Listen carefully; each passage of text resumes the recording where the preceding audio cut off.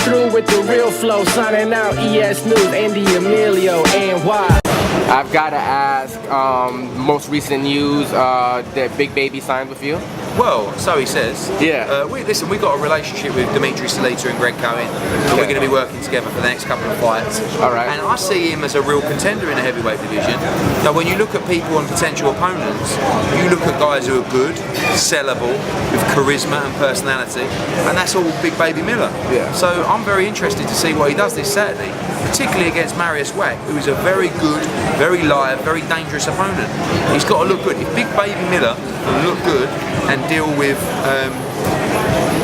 Wack this weekend, he could be the guy that gets Joshua next.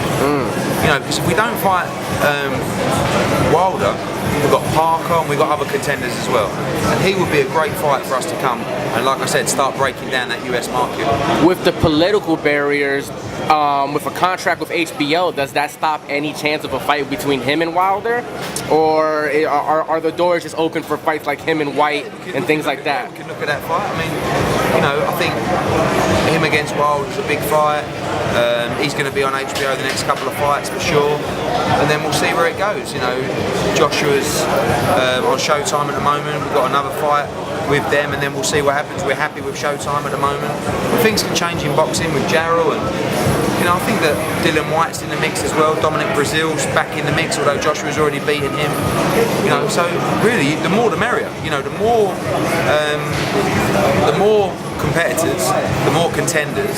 But the more contenders like Big Baby Miller, with the personality, with that, you know, like Joshua against Big Baby Miller in Brooklyn, fucking big fight. Yeah, big fight. Big fight. And that's something we could look at. Gotta ask, Kell Brook. He's been recently, you know, showing him working out on Instagram and some clips like that.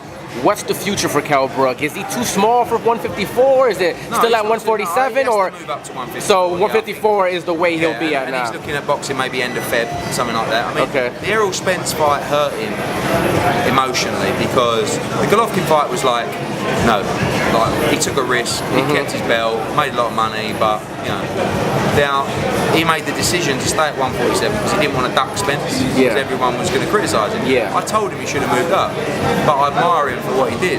But it hurt him losing his belt, and it's really taking him back a little bit, and I think it's taking him a bit more time to get back in the gym. So he's back in the gym now. End of Feb is the goal.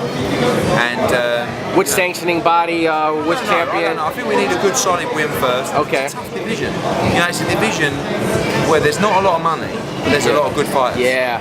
So that's never good news, especially for a promoter. Yeah. So, but Kell's a good name. He's an excellent fighter. We want to get one good win and then get back in the mix. Well, appreciate your time, Eddie. Thank you for mate. answering all my questions.